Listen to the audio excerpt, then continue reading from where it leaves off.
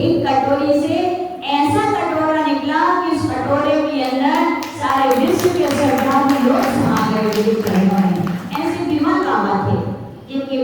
जी का नाम था बिहारी लाल जी। और यूँ कहा जाता है कि जब वो आने वाले थे और जितने भी महापुरुष धरा पर आते तो क्या अपना संकेत दे के आते हैं, माँ के लिए स्वप्न आते हैं।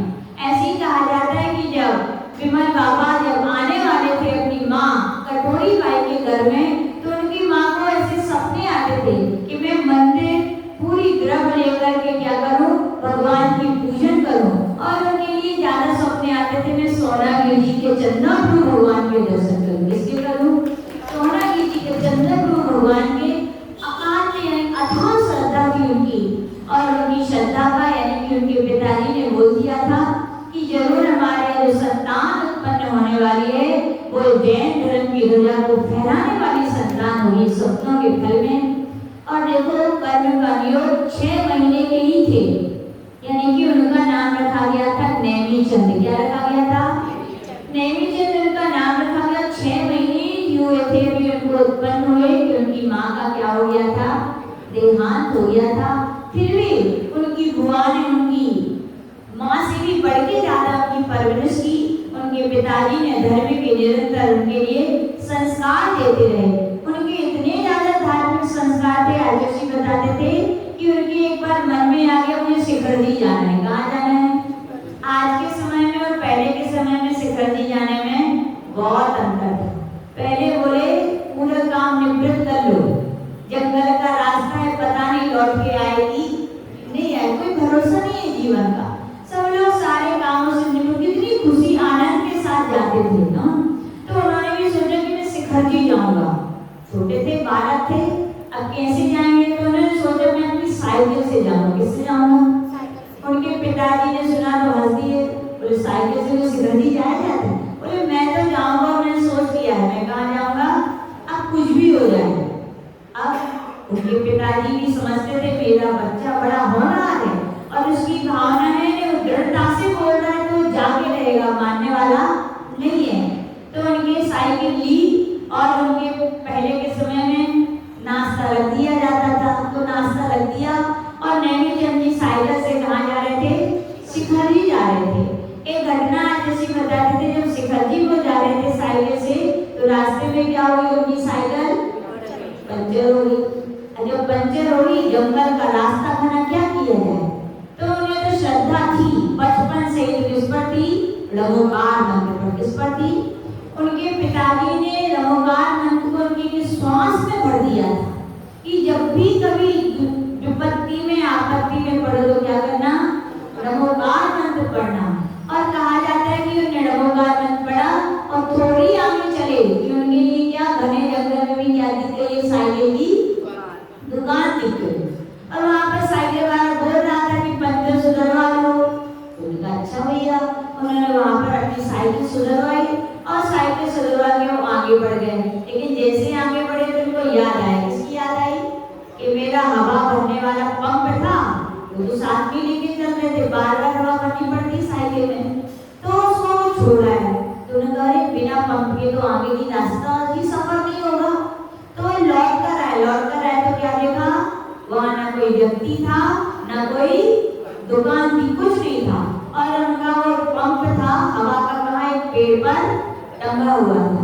तो कहने का तात्पर्य उनकी ये होगानंद की अनंत श्रद्धा भक्ति थी कि उनकी देवता भी क्या करते थे? सहायता करते थे। आज जी बताते थे बड़े बुद्धिमान भी थे।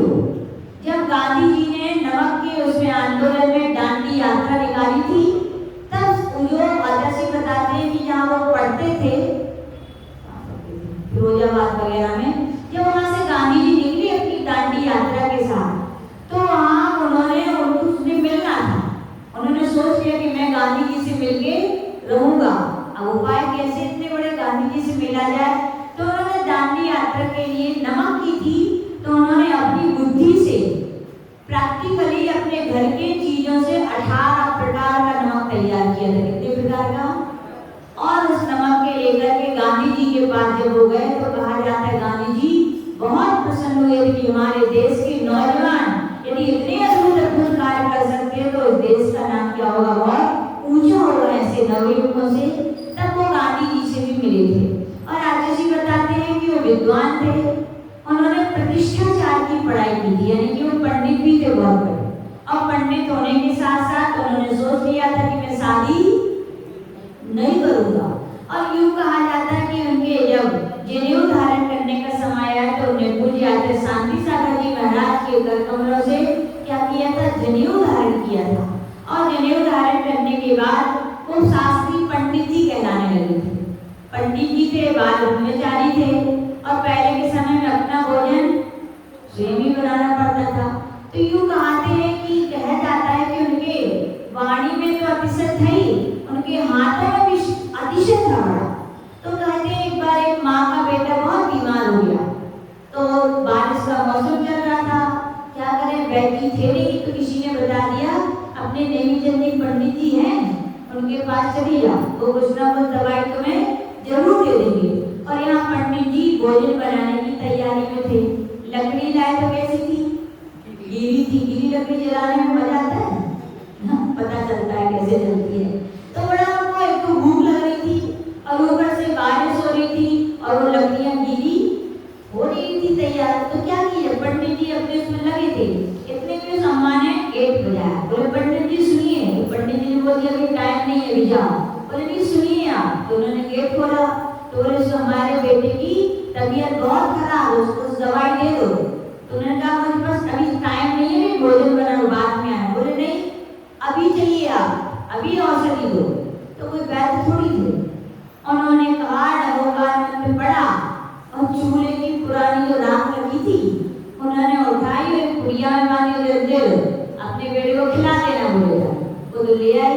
और क्या हुआ, बड़े बड़े वैद्य डॉक्टर इसके लिए ठीक नहीं कर पा रहे थे, बुखार कई दिनों का, उसके लिए जैसे वो पुड़िया की खिलाई, क्या हो गया बेटा, ठीक हो गया। दौड़ी दौड़ी फिर आई, बोले पंडित जी दवाई चाहिए, और कौन सी चाहिए, बोले वही चाहिए जो आपने पहले दी थी और कुछ नहीं चाहिए। कहने का तात्पर्य उनके अंदर नमोकानंद की इतनी श्रद्धा थी, हर काम जो करते थे वो क्या करते थे, यानी कि नमोकार मंत्र पढ़ करके उनके हाथ से वो राख भी क्या बन जाती थी, औषधि बन जाती थी। एक बार बताते हैं उनको आम बचपन से प्रिय थे, तब से, यानी कि दीक्षा लेने के बाद भी आचार्य जी बताते हैं 12 महीने में एक दिन भी ऐसा नहीं होता था कि उनको आहार में आम ना चले, इतने प्रिय थे। और उनका पुण्य भी देखो, उनके इतने बड़े बड़े भक्त थे, निमित्त ज्ञानी थे, सबकी प्रॉब्लम जो सॉल्व हो जाती थी, बड़े बड़े भक्त बन जाते थे। तो एक भी कहीं भी हो रहे हैं, उनके भक्त पेटियों की पेटियां क्या भिजवाते थे, कुछ भिजवाए ना भिजवाए, लेकिन क्या भिजवाते थे, आम। और वे भी बड़े मजे से खाते थे। बोले आम जैसे बताते थे, वो आम खाते थे, दांत तो थे नहीं, बोले पूरा मुंह हो रहे ऐसे, लेकिन वो बड़े मुस्कुराते जाएंगे और आम बड़े प्रिय थे। तो कहा जाता है एक बार जब वो दीक्षा नहीं हुई थी, उसके पहले बड़े गुरु भक्ति भी थे वो, तो उनका कहीं प्रवचन करने गए थे, तो उनके सम्मान में भी क्या मिला, उनकी किस्मत से देखो, लोग जानते थे उनके फेवरेट क्या है, तो आम की पेटी उनके सम्मान में दी बॉम्बे वालों ने। वो लौट रहे थे तो एक बार उन्हें मालूम चला कि जिस गांव से निकल रहे थे वहां पर कोई मुनि महाराज हैं जिनकी 7 दिन से विधि नहीं मिली। कितने दिन से नहीं मिली, जैसे ही उन्होंने बस में बैठे थे उन्होंने सुना, उनकी श्रद्धा, मन नहीं बोला कि मैं आगे जाऊं। 7 दिन से मुनि महाराज के आहार ना हुए, समाज कितनी दुखी हो रही और उनको भी द्रवित हो गए। बोले भैया मैं ऐसे छोड़ करके नहीं जा सकता, मैं तो आज महाराज का क्या करूंगा, आहार करूंगा। और एक महिला ने बोल दिया पंडित जी हमारे चौके में आ जाइए, तो बोले ठीक। और वे आ गए। खाली हाथ जाना पड़ता है कि भरे हाथ, तो बोले मैं आज जाऊंगा तो क्या करूंगा, महाराज को आम से ही पढ़वाऊंगा। किससे पढ़वाऊंगा, महाराज यहाँ मंदिर से मुद्रा लेके निकल रहे थे, पूरे नगर में घूमे, विधि मिली क्या, नहीं मिली। घूमते घूमते पंडित जी तैयार हो गए, थोड़े लेट हुए और लेट आके जैसे पंडित जी ने सोचा पढ़वाऊंगा, तो किससे पढ़वाऊंगा, जैसे वो आम लेके पढ़ेंगे कि महाराज, तुरंत पूरे गांव में जय जयकार हो गई। बोले महाराज की खुशी की लहर चढ़ गई कि महाराज की विधि मिल गई। जैसी पूजा हुई तो उनका नियम था, पूजा में भी क्या करना चाहिए, बोले आम। अब पूजा में, अब पूजा महाराज बैठे, क्या किया जाए, पंडित जी का दिमाग चला, बोले लाओ आम। और और महाराज जी को आम चढ़ाया पूजा की, महाराज खुश। अब जैसी वो थाली दिखाई दे सब सामान अलग, क्या किया जाए, अब अंजलि ना बने, सब लोग घबरा गए। तो पंडित जी तो क्या लाए थे, अपने आम शोध कर लाए थे और उन्होंने क्या किया, बढ़िया आम के आहार कराए। यानी कि उस गांव के लोग तो तब से नेमीचंद जी को भगवान मानने लगे। बोले हमारे नगर में ये नहीं आते तो महाराज के आहार भी नहीं हो पाते। यानी कि बड़े गुरु भक्त थे, उनको पता चल गया कि आहार तो आ गए। वे सुधर्माचार्य महाराज थे, बहुत बड़े तांत्रिक मांत्रिक आचार्य कहलाते थे पुराने, सुधर्म सागर जी नाम के थे। उनसे वो बहुत प्रभावित हो गए सुधर्म सागर जी से नेमीचंद जी। तो नेमीचंद जी के विषय में कहा जाता है एक बार वो कहीं जा रहे थे, तो पैदल जा रहे होंगे, थक गए तो पेड़ के नीचे सो गए। और जब वे सो रहे थे उसी समय सुधर्म सागर महाराज जी का भी उसी रास्ते से विहार होना हुआ। जब वे सो रहे थे तो कहा जाता है काला नाग बहुत बड़ा वो आया और नेमीचंद जी के सिर पे जाके बैठ गया और वे आराम से सो रहे थे, उन्हें पता मालूम नहीं था। सुधर्म सागर जी ने जैसे ही देखा आशीर्वाद दिया और आगे बढ़ गए, उन्हें भगाया भी नहीं और वो सांप अपने आप ही चला गया। जब नेमीचंद जी सुधर्म सागर जी महाराज जी के दर्शन करने आए तो उन्होंने कहा कि बेटा तू इस युग का एक काल जयी संत बनेगा, कि तुम्हें काल भी तुम्हें हरा नहीं पाएगा, तू बहुत बड़ा महान संत बनेगा। और वे उनकी चर्या से इतने प्रभावित हो गए कि सुधर्म सागर जी महाराज से उन्होंने कहा जाता है प्रतिमा के व्रत लिए और आगे जाकर के पूज्य आचार्य महावीर कीर्ति महाराज जी से क्या ली, उन्होंने दीक्षा ली थी। और कहाँ ली थी, सोनागिरी जी में। कहाँ ली थी, फेवरेट उनके लिए सबसे ज्यादा दो क्षेत्र प्रिय थे, सोनागिरी और शिखर जी। उनके चातुर्मास देखो तो सबसे ज्यादा हुए तो कहाँ हुए, सोनागिरी जी में, सबसे ज्यादा हुए तो शिखर जी में। कहा जाता था, ऐसे बोलते ना मुल्ला की दौड़ मस्जिद तक, तो सब लोग बोलते थे आचार्य विमल सागर जी की दौड़ है सोनागिरी जी से शिखर जी और शिखर जी से। ऐसे उन्होंने 3 बार पूरे भारत की यात्रा की, क्षेत्र कितने बार की, सबसे ज्यादा विहार करते थे क्योंकि उनके पैर में क्या था, चक्र था। वहाँ जो मैनाबाई थी, वहाँ क्या बोलते चित्राबाई, बोले इस बाबा के पैर में जो चक्र है इसकी चपली की तरह बोले पूरे में भ्रमण करता रहता, क्षेत्रों की यात्रा कर, बहुत यात्रा करते थे। पहला चातुर्मास आचार्य जी बताते तो गुनौर में हुआ, पन्ना जिला का। वहाँ पे बोले बलि की प्रथा चलती थी किसी हिंदू समाज के त्योहार के, तो उन्होंने उस प्रथा को बंद कराने के लिए कि कई दिनों तक बोले अन्न जल का मेरा त्याग है, यदि आप लोग त्याग नहीं करोगे तो मैं हार भी। तब कई दिन हुए तो वहाँ के लोग पिघल गए कि साधु संत भूखे रहे हमारे गांव में, तो ऐसा नहीं हो सकता। तब सब लोगों ने उसी दिन से क्या कर दिया था, बलि प्रथा का त्याग कर दिया। और उनके विषय में कहा जाता है निमित्त ज्ञानी थे बहुत बड़े, चलते फिरते लोगों को उनके पास कोई आए ये भी वो लोग किसी की वो नहीं रखते थे, कोई हमसे आगे पूछे। कोई भी परेशान व्यक्ति कहीं जा रहा हो बुलाते थे, इधर आ, क्यों इस बात से परेशान है। एक बार बनौर में भैंस वाला था, बहुत परेशान होके जा रहा था, तो उसको बोला इधर आ। बोले क्यों परेशान हो, बोले हाँ। बोले भैंसें दूध गई हैं, तो उसे बड़ा आश्चर्य हुआ। बोले मैंने तो अपने घर वालों को भी नहीं बताया कि मेरी भैंसें, बाबा को किसने बता दिया। तो बोले हाँ बाबा। तो बोले कहाँ ढूंढ रहे, बोले वहाँ ढूंढ के आई, वहाँ नहीं मिली। तो बाबा आचार्य विमल सागर जी बोले जा वहीं ढूंढ लिया, तुम्हारी भैंसें वही है। तो बोलता है मैंने वहाँ एक बार नहीं 10 बार ढूंढ लिया। बोले वहाँ भैंसें नहीं है। बोले मैं कह रहा हूँ जा, जब तू जाता है तो तलैया में घुस जाती है और तू आता है तो तलैया से अब जा, तू जा, तुम्हारी भैंसें तलैया में लोट रही है। तो गया तो उसे क्या वो बड़ा आश्चर्य, मैं कितनी बार आके यहाँ देखा लेकिन वहाँ नहीं मिली। लेकिन अब भी तो क्या ऐसे अजैन लोग भी क्या थे, उनके अनन्य भक्त थे। और आचार्य बताते हैं वहीं पर एक कपलेटी है गांव, वहां से उनका जब विहार चल रहा था तो एक भील आदमी था, रात भी हो गई, जंगल का रास्ता था। तो आचार्य विमल सागर जी महाराज जी का जहाँ पर रात की विश्राम हुआ वहाँ एक चबूतरा था, भील का था, इसके वहाँ भील रहते थे वहाँ।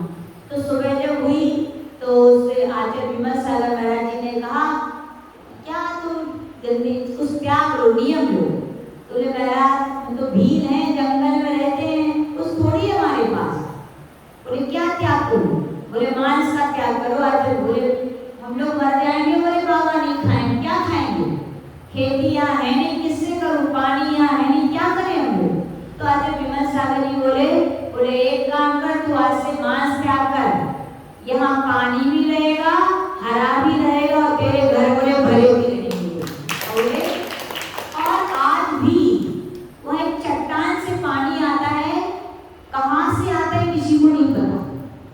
आज भी हम लोग देख के वहां पर ककरेटी गांव के पास में जंगल के रास्ते से कहाँ से वो पानी की झरे किसी को नहीं पता, लेकिन इतना पानी आया वो खुद भील, जो पहले भील था आज का वो सरपंच उस गाँव का, क्या बन गया है, सरपंच। वो आज विमल जब हम लोग का बिहार का तो गुरुदेव को सुना, चलो गुरुदेव विमल बाबा की क्या महिमा बताएं। बोले उनके आशीर्वाद से ये बंजर भूमि क्या हो गई, हरी भरी हो गई, मेरे घर भर गए, बोले अनाज रखने जगह नहीं, इतना बोले अनाज है। और उसने जहाँ पर आज विमल सागर जी बैठे थे, आज भी वहाँ उनके चरण बने हैं, क्या बने हैं, और वो जहाँ चरण बने वहाँ एक पेड़ है, कितने पेड़ हैं, लेकिन एक पेड़ में 2 प्रकार के फल आते हैं, कितने, ये अतिशय उनका सबको सुनाता है। बोले विमल बाबा का अतिशय है कि इन चरणों का प्रभाव है कि वहाँ पर 2 प्रकार के फल आते हैं। जब आचार्य को पता चला तो आचार्य ने समाज वाले लोगों से कहा कि यहाँ पर छतरी बननी चाहिए, तो उसने कहा समाज वाले लोग क्यों, हम बनवाएंगे। और उसने इतनी बड़ी छतरी वहाँ भी विमल बाबा की बनी, उनके चरण बने, और रोज लोग क्या करता है, उनकी पूजा भक्ति और अर्चना करता है। आज विमल सागर जी का बड़ा प्रभाव था। बहुत सारे लोग सुनाते हैं, हम लोग ये बिहार करते हैं, माता जी हमारे गांव में एक गया के हैं अंकल काला जी करके, वो सुना रहे थे, बोले जब विमल बाबा हमारे गांव आए तो उन्होंने कहा चौका क्यों नहीं लगाता, क्यों रे बढ़िया हो गए, जैन हो गए, चौका नहीं लगाता, क्या करेगा, गरीब हो जाएगा, दरिद्र हो जाएगा। बोले महाराज चाहता तो हूँ चौका लगाओ, लेकिन क्या करूँ, जो हमारे घर में कुआं है वो क्या है, सूखा है, बोले खराब पानी नहीं है। बोले चल गंदोलक ला, बोले, और उन्होंने कहा ये पकड़, जाके एक कपड़ा बांधना और गंदोलक डाल देना और सुबह देखना फिर देखो। तो उन्होंने एक कपड़ा बांधा, गंदोलक डाला और खुद सुनाते बोले माता जी लोग आशीष चमके पूरा लगा ना, बोले कुआं भरा गया। और एक दिन हम सुना रहे थे, बोले पानी खराब था, बिल्कुल खारा। विमल बाबा ने कहा चौका लगाएगा, बोले हाँ, बोले चौका लगाया, बस नमोकार मंत्र पढ़ के बोले गंदोलक डाल दे। और वो भी सुना रहे, बोले माता जी उस दिन से हमारे कुएं का पानी क्या हो गया, मीठा हो गया। आज के लिए उनके सबसे बड़े भक्त हैं, वो सुनाते हैं, बोले उनके पिताजी श्रीपाल जी थे, वो आचार्य सिंह के भक्त थे, लेकिन बोले मैं नहीं मानता था धर्म वालों, बोले मैं तो सीधी कहता था धर्म से दुकान चलेगी क्या, घर में पैसा आएगा, क्यों करूँगा धर्म। तो विमल बाबा ने एक बार बुलाया, बोले क्या चाहता है, बोले मुझे श्रद्धा नहीं है, धर्म से पैसा आता है नहीं है। बोले अच्छा क्या काम करता है, बोले मैं कुआं खुदवाता हूँ, बोले ठीक। वो बोलते हैं विमल बाबा का आशीर्वाद लेके बोले वो कुआं खुदवाया, बोले माता जी कुआं खुदवाते पानी जगह बोले मिट्टी का तेल निकल आया। बोले क्या निकल आया, बोले रोडपति भी क्या हो गए, करोड़पति, अनन्य भक्त। तब से वो क्या धर्म पे श्रद्धा करने लगे कि धन आता है तो कहाँ से आता है, धर्म से ही आता है। ऐसे एक नहीं ना जाने अनगणित जो लोग श्रद्धा नहीं रखते थे धर्म के ऊपर, उनके लिए श्रद्धा के धर्म के मार्ग पर यदि लगाने वाले थे तो वे कौन थे, आचार्य विमल सागर जी। में कहा जाता है उस समय कई लोग जैसे आज भी अपने धर्म में जब श्रद्धा नहीं होती, देरी पर सिर टेकने जा रहे लोग, अपना श्रद्धा का उत्तमांग फल सिर्फ जगह जगह झुकाते, थोड़े थोड़े अपने कष्टों को दूर करने। तो आचार्य विमल बाबा क्या करते थे, सबको बुलाते, सब लोग बोलते थे तंत्र मंत्र करते थे। तंत्र मंत्र खराब नहीं है, अपने लिए थोड़ी करते, इसके लिए यदि हमें लगता है धरा पर आचार्य विमल बाबा ना होते तो आज अपनी कितनी समाज अदर कास्ट में कन्वर्ट हो गई होती, सब उसको ही मान रहे थे, सब उसके चमत्कारों से प्रभावित थे। लेकिन विमल बाबा बोलते थे बेटा कि अपने घर में सब कुछ है तो बाहर जाना अच्छा नहीं है। बोले हम बता रहे तुम ऐसे रोगन की माला करो, ऐसे विधि विधान से विधान करो, देखो तुम्हारे हम क्या नहीं होता। और जिन लोगों ने किया आज भी वे सुनाते कि माता जी जो हमारा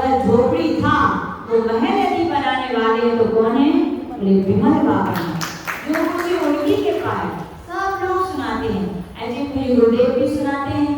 बोले जब आचार्य के लिए पता चला, जब आचार्य कारंजा में थे, चुल्लगी थे, तो जब मालूम हुआ कि आचार्य विमल सागर जी के महाराज का संग कचनेर आया, उस समय उनके संग में 17 पीछी थी। कितनी पीछी थी?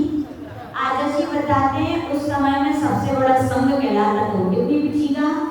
17 पीछी का। बोले तो हमारी धारणा हुई इतने पास में तो मैं क्या करूं, दर्शन कर रहा हूं। तो आचार्य जी क्षुल्लक थे तब, पूर्ण सागर जी, तो क्षुल्लक पूर्ण सागर जी और एक ब्रह्मचारी के साथ वो दर्शन करने गए विमल बाबा के। जैसे उन्होंने नमस्कार किया, उन्होंने मुझे सिर पे हाथ रखा, बोले क्यों रे क्षुल्लक, दीक्षा लेने आया है? तो आचार्य जी चूंकि बुंदेलखंड के थे, वो बुंदेलखंड में लोगों ने ऐसा अपनी थिंकिंग बना ली है कि वो तंत्र मंत्र करते वो साधु अच्छे नहीं होते। उनके मन में भी सुनने से बार बार वही बातें सुनो तो मानसिकता भी वही बैठ गई थी। तो उन्होंने कहा अच्छा ऐसे पटाया जाता है। बोले आधे देवी ने हुई, बोले तुम मेरे से दीक्षा, तो नहीं मैं दीक्षा लेने नहीं आया आपके। अजय वो तुमने सीधा कह दिया। तो आचार्य विमल बाबा बोले तू कुछ भी कर ले, तेरी दीक्षा होगी तो मेरे ही हाथों से होगी। तो चुल्लक जी बोले मैं, आचार्य जी बोलते मैंने सोच लिया मैं इनके चरणों में बसने वाला बोले नहीं हूँ। मैं तो बोले मैं दीक्षा लेने आई नहीं हूँ, मेरे गुरु हैं आचार्य सन्मति सागर जी, उनसे दीक्षा लूंगा। तो आचार्य विमल सागर जी बोले चिंता मत कर, वो भी मेरे शिष्य हुए। क्या बोले? वो भी मेरे शिष्य है, मैंने उसको दीक्षा दी, वही दीक्षा। बोले तुम कुछ भी कर ले, तेरी दीक्षा तो मेरे हाथों से होगी। लेकिन चुल्लक जी बोले मेरा मन तो बिल्कुल नहीं बोला। बोले रात्रि के समय आचार्य जी बताते हैं कि आहार हुआ हम लोग का और एक ही कमरे में रुकना हुआ, जिसमें आचार्य विमल बाबा भी लेटते थे, सामायिक करते थे। आचार्य जी बोले पूर्ण सागर जी जैसी रात्रि के 9 बजे होंगे और आचार्य विमल सागर जी लेट गए, और जैसी घड़ी में 11 बजे, कितने बजे? केवल 2 घंटे लेटते थे अपनी जिंदगी भर में। कितने घंटे? 2 घंटे बस। बोले 11 बजे उठ गए और उठने के बाद बस उनकी पास से बोले खन खन की आवाज आ रही थी। जिसकी आवाज आ रही थी तो उनकी आचार्य जी बताते तो सुने लगती थी। दिन भर क्या करते हैं? तंत्र मंत्र करते हैं, दक्षिणा आती हुई बोले दिन भर में कमाई, बोले रात में गिनाई। तुमको यही लगा कि लगता है वो गिर रहे हैं, लेकिन देखना चाहिए साक्षात। तो आचार्य जी बोलते हैं मैं इसके बहाने पास में गया और ऐसे किया और बोले मैं पानी पानी हो गया। बोले मैं अपने आप को धिक्कारने लगा कि मैंने इतने बड़े संत के बारे में क्या सोच लिया। बोले विमल बाबा की बड़ी बड़ी माला रहती थी स्फटिक मणि की, और लोहे की वो पहले चौकियां रहती थी, तो उस पर वो मोती पड़ रहे थे। तो किसकी आवाज आ रही थी? खन खन की। किसकी आवाज आ रही थी? जबकि वो माला कर रहे थे। आचार्य जी बोलते हैं रात्रि का समय था, लेकिन मेरा तो हृदय पानी पर, मैंने क्या सोच लिया, मैं अपने आप को बहुत गिल्टी फील कर रहा था। बोले आचार्य जी बोले मैं आगे रात को अपने लेट गया स्थान पे, लेकिन मुझे नींद आ नहीं थी। बोले मैंने देखा कि विमल बाबा ने कम से कम 2-3 घंटे तो पहले जाप की, फिर जाप करने के बाद उनका ध्यान शुरू हुआ। क्या ध्यान शुरू हुआ? बोले पहले तो वे ऐसे बैठ गए। कैसे बैठ गए? बोले मैंने क्या दिन नवासी पढ़ने लगे। बोले महाराज, बोले मुझे समझ में नहीं आया महाराज ऐसे कितनी देर तक ऐसे करके बैठे गए। फिर महाराज ऐसा करके बैठे गए, जहाँ मैंने शीशा सा देख रहे। बोले कुछ समझ में नहीं आ रही महाराज का क्या क्या ध्यान चल रहा है। कुछ देर बाद उन्होंने दोनों हाथ ऐसे जोड़े और पूरे ऊपर उठा लिए और कितनी देर तक उसका ध्यान करते रहे। बोले कि फिर थोड़ी देर बाद उन्होंने अपने सिर पे हाथ रखा, ऐसे ऐसे ऐसे ऐसे ऐसे पूरा, और ऐसे करते करते बोले कितने बज गए? बोले सुबह के 6 बज गए। बोले लेकिन विमल बाबा सोए नहीं। तो सुबह जैसी हुई निवृत्त, तो क्योंकि श्रद्धा तो जाग गई थी, तो उन्होंने जैसे जाके नमस्कार किया तो विमल बाबा बोले क्यों रे दीक्षा लेगा कि नहीं लेगा? बोले महाराज लूंगा, तो जरूर लूंगा। बोले मैंने तो पहली बात। फिर बोले महाराज जी ये दीक्षा तो मैं ले लूंगा, पहले ये बताओ कि आप रात में कर क्या रहे थे? बोले नमाज ही पढ़ रहे थे। बोले मैं नमाज नहीं पढ़ रहा था। बोले ऐसे हाथ करो तो क्या बन जाता है? ये चंद्रमा बन जाता है। चंद्रमा यानी सिद्ध शिला। मैं ऐसे हाथ करके सिद्ध शिला में जितने सिद्ध भगवान है उनका वो क्या कर रहा था? ध्यान कर रहा था, मैं नमाज नहीं पढ़ रहा था। बोले क्या आप ऐसा हाथ करके शीशा सा देख रहे थे?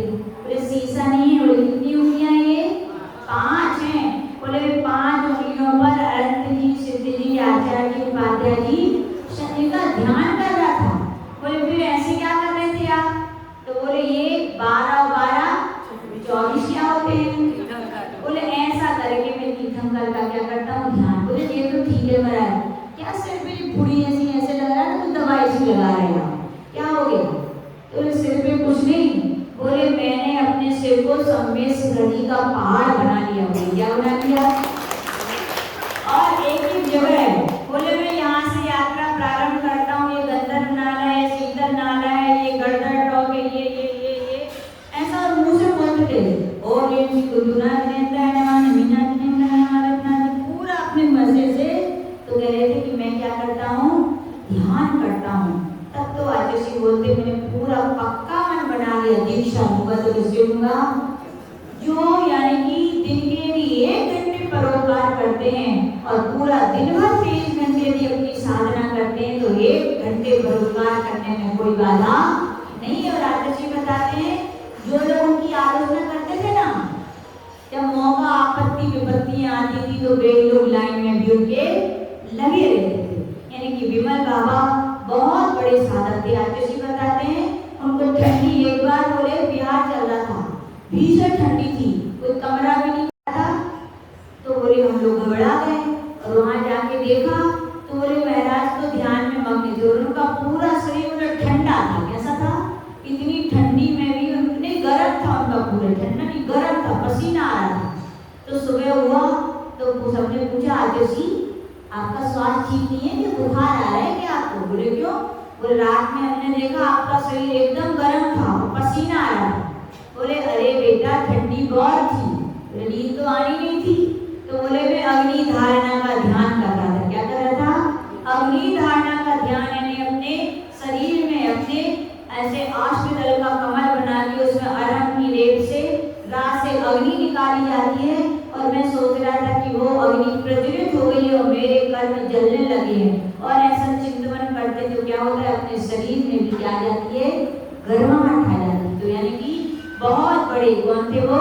साधक थे विमल सागर जी महाराज। सारी जीव हैं जिनके लिए उन्हें आशीर्वाद मिला, उनका हाथ, उनका वर्चस्व। आचार्य की जब उन्होंने औरंगाबाद में दीक्षा दी आचार्य को, तो उन्होंने सीधा आशीर्वाद में कहा था दीक्षा देने के बाद, जिस शिष्य को आज मैं दीक्षा दे रहा हूँ उसको दीक्षा देने में मुझे बहुत हर्ष है, क्योंकि ये शिष्य अपने समकालीन जितने भी आचार्य होंगे उन्हें आचार्यों में अपने विनय से, अपने ज्ञान से, अपने वात्सल्य से अपना बहुत ऊंचा नाम रखेगा।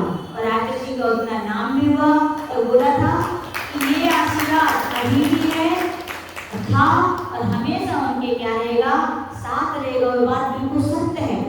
हम लोग ने और आचार्य भी कई बार सुनाते थे, बोले आचार्य विमल सागर जी की लगता है समाधि हो गई, लेकिन श्रद्धा से आज भी सम्यक शिखर जी जो जाए तो ठीक है, अच्छी बात है, वहाँ श्रीफल चढ़ा के अपनी भावना पूरी कर दे, पूरी होती है।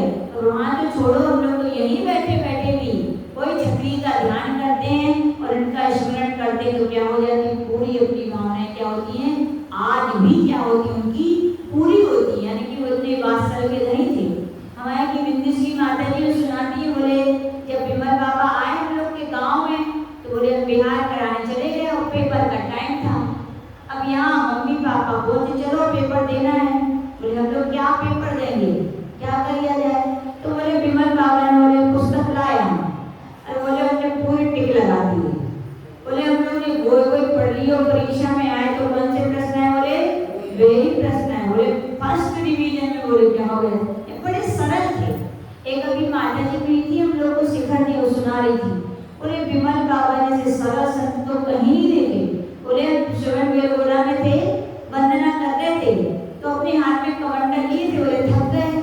बोले पीछे से विमल बाबा कब आए? मुझे पत्नी चलो ने मेरे हाथ से कमंडल लिए। बोले बेटा चल मैं ले चलता हूँ। बोले इतने बड़े आचार्य इतने सरल की मेरे हाथों से क्या ले लिया अपना मेरा। बोले बेटा मैं लेके चलता हूँ। और गुरु भक्ति भी बहुत ग्रंथ है। आचार्य महावीर जी की महाराज उनके गुरु थे। आचार्य जी बताते हैं आचार्य महावीर जी महाराज के जब समाधि का टाइम आ गया तो उनके शिष्य में सब वृद्ध शिष्य थे। अब आचार्य पढ़ के देना था, किसको दिया जाए? तो आचार्य विमल सागर जी महाराज जी उस समय के बहुत बड़े प्रभावक थे और उनके संग में अच्छे अच्छे माता जी महाराज जी थे, सब अध्ययनशील। तो उसमें आचार्य विमल सागर जी से आचार्य महावीर जी थी, बोले बोले विमल मुझे तेरे 2 शिष्य चाहिए। तो गुरु मांगे पर क्या मना कर सकते हैं? तो आचार्य विमल सागर जी गुरुदेव सब आप ही का है, आपको क्या मांगने, आप तो बोलिए किनको चाहिए। तो आज उन्होंने 2 नाम मांगे। कौन से? आज सन्मति सागर और विजयमती माता जी। आगे जी बताते हैं, खुद सुनाते थे, जैसे ये दो नाम सुने पहले तो वे स्तब्ध से रह गए, क्योंकि सन के हीरा कोरूर थे तो कौन थे? वही तो थे। अपनी संतान को देना बड़ा कठिन होता है भाई, कैसे हो और इतने श्रेष्ठ हो। आज विमल बाबा के बारे में बोले, पहले तो सोचने में रह गए, लेकिन फिर भी गुरु ने मांगा है, किसने मांगा है? और बोले, उन्होंने कहा ठीक है गुरुदेव, सब आपका ही कहा जाता है। आज सन्मति सागर तपस्वी है ना, वो आज विमल सागर से ही दीक्षा ली उन्होंने, लेकिन फिर भी गुरु ने कहा तो उन्होंने अपने शिष्य को भी क्या उनके लिए दे दिया था। वो क्या थे? अनंत गुरु भक्त कहलाते थे आज विमल सागर जी महाराज। उनके निमित्त ज्ञान की चर्चाएं एक अमेरिका से कंकल आते हैं उनके भक्त, वो सुनाते, बोले आचार्य को सुनाते, बोले महाराज जी कितने बड़े निमित्त ज्ञानी थे। बोले मैंने अपने अमेरिका में प्लॉट लिया, नया बनवाया, उसका उद्घाटन होना था, मैं महाराज से आशीर्वाद लेने आया था। और महाराज बोले सुनो, तुमने जो अपना कमरा बनवाया है, पीछे वाले कमरे की दीवार अच्छी नहीं है, बोले उसमें दरार है। बोले कैसी बात कर रहे महाराज, अभी तो नया बनवा के आते जा रहे हैं, आपसे आशीर्वाद ले हो। बोले कुछ भी करो, तुम पता लगा लो। और उन्होंने फोन लगाया अपना, बोले बेटा देख ऐसा है क्या? बोले हाँ पापा, वहाँ दरार है। यानी कि बहुत बड़े निमित्त ज्ञानी थे। एक जन के यहाँ घर में चैत्यालय के दर्शन करने गए, वहाँ कहा जाता है उनकी जितनी भी संतान होती थी, किसी की एक आंख में, किसी की दो आंख में, किसी की रोशनी कम, कई पीढ़ियों से ऐसा चला आ रहा था। जब विमल बाबा दर्शन करने गए तो उन्हें बिना ही देखे बोल दिया, क्यों तुम्हारे ऐसा हो रहा है? बोले हाँ महाराज जी, आपको कैसे? बोले आपके यहाँ जो चैत्यालय में भगवान है ना, उनकी एक आंख क्या है? बंद है। अब लोग देखते नहीं है, स्थापना करवा के विराजमान, बोले इनकी आंख क्या करो, ठीक करवाओ, फिर देखो तुम्हारे यहाँ का सब कुछ ठीक हो जाएगा। उन्होंने आंख ठीक करवाई, फिर उनके घर की सब संतानें क्या हो लगी ठीक। कितने सारे उन्होंने क्षेत्रों के उद्धार करवाए। ऐसे जन जन के हृदय में बसने वाले कौन थे? विमल बाबा थे, जिनने देखा ठीक। आचार्य सिंह को तो देखा सबने। आचार्य सिंह के यानी आचार्य विमल बाबा के जितने भक्त हैं, वो यही बोलते थे विमल बाबा चले गए, लेकिन आचार्य गुरुदेव श्री विराट सागर जी महाराज जी को जब जब देखते हैं तो लगता है कि विमल बाबा की छवि जिसमें दिखती है, आचार्य सिंह दिखती थी। और वही वात्सल आदि शब्द बोलते थे, आचार्य सिंह इतना वात्सल आप में कहाँ से आया? तो आदि बोलते थे भैया पीढ़ी से आया, किससे? विरासत से मिला है। बोले हमारे गुरुनाम, हमारे गुरु भी क्या थे? विमल सागर जी महाराज थे, जो क्या थे? वात्सल के धनी थे। बोले माँ बच्चे होते हैं तो क्या बूटी खिलाती है ना, गौंड गौंड की। बोले हमारे गुरुदेव ने भी गौंड गौंड के लिए पिलाया, हम लोगों ने तो क्या पिलाया है? वात्सल्य पिलाया है।